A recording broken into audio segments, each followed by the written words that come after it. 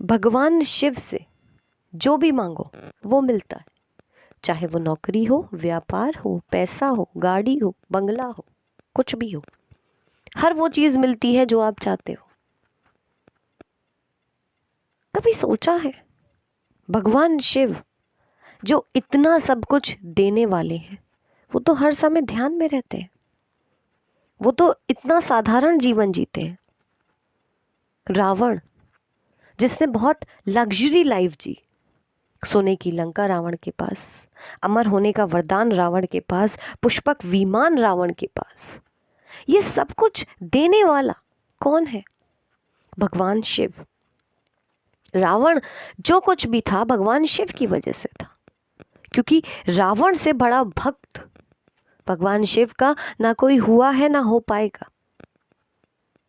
रावण से जो सबसे बड़ी गलती हुई ना, वो ये थी कि वो भगवान शिव से कुछ ना कुछ मांगता ही रहा, इस संसार के माया जाल में वो फंसता ही रहा।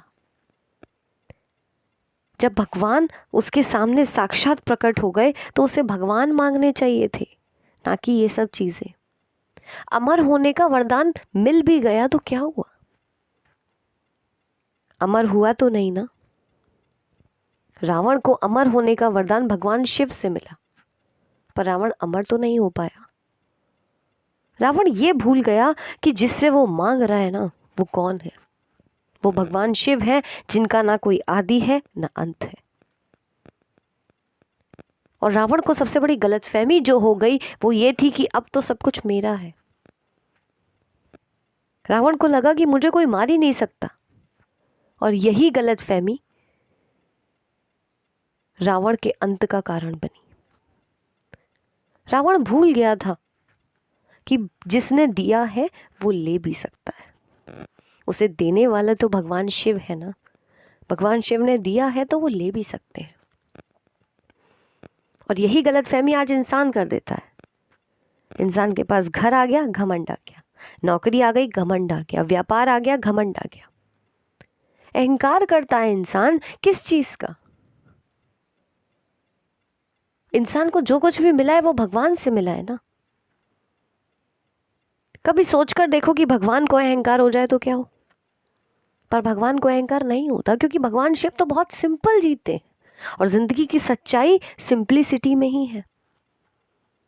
भगवान शिव कोई बहुत बड़े सोने के महल में नहीं रहते, वो तो कैलाश पर्वत पे रहते हैं, खुली हवाओं में। भगवान शिव कोई बहुत अच्छे वस्त्र नहीं पहनते, वो तो साधारण वस्त्र पहनते हैं। भगवान शिव कोई गहने नहीं पहनते, सोना चांदी नहीं पहनते, हमेशा उनके गले में सर्प की माला है। रावण जो शिव का भक्त है, आप देखिए कितनी लग्जरी लाइफ जी रहा है, और भगवान शिव जो रावण को बनाने वाले हैं वो कितनी सिंपल लाइफ जी रहे हैं। बहुत बड़ी और गहरी बात मैं समझाने की कोशिश कर रही हूँ, समझने की कोशिश करना। आज हर कोई भगवान की पूजा इसलिए कर रहा है कि किसी को नौकरी चाहिए तो व्यापार, किसी को घर चाहिए तो सुख समृद्धि चाहिए, कुछ ना कुछ चाहिए। क्यों चाहिए? सवाल तो यही है कि भगवान शिव से तुम्हें क्यों चाहिए? क्यों तुम्हें भगवान शिव की बजाय ये सब चीजें चाहिए? भगवान शिव को मांगो ना।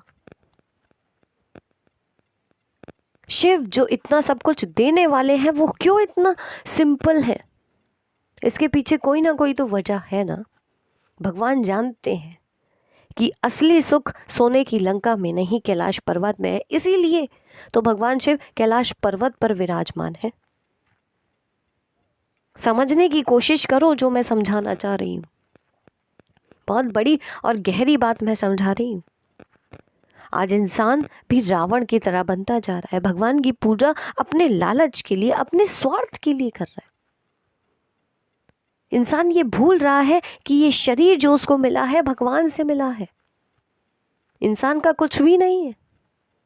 जिस गलत फहमी में रावण था उसी गलत फहमी में आज इंसान है। आज हर किसी को किसी ना किसी बात का अहंकार है, अपनी खूबसूरती का, अपनी पढ़ाई का, अपनी पोस्ट का, अपने नाम का, अपनी शोहरत का।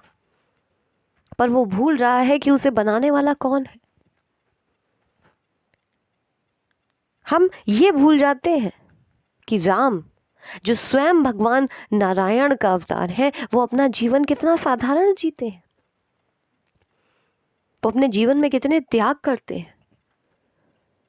राम वन में रहते हैं। वो राम जो स्वयं भगवान विष्णु है, नारायण है, वो वन में इतना साधारण जीवन जी सकते हैं और हम इंसान नहीं। हमारे पास घर ना हो हम दुखी हो जाते हैं, हमारे पास व्यापार ना हो हम दुखी हो जाते हैं, हमारे पास पैसा ना हो हम दुखी हो जाते हैं, अच्छा लाइफ स्टाइल ना हो हम दुखी हो जाते हैं। भगवान विष्णु का अवतार भगवान राम किससे मांगते?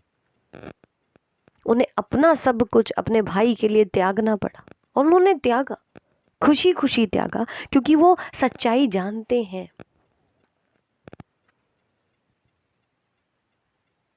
भगवान शिव इतना सिंपल साधारण जीवन जीते हैं, भगवान राम इतना साधारण जीवन जीते हैं, क्यों? इसके पीछे कोई ना कोई तो वजह है। भगवान राम जो वन में जीवन जीते हैं, वो क्या हम जी सकते हैं?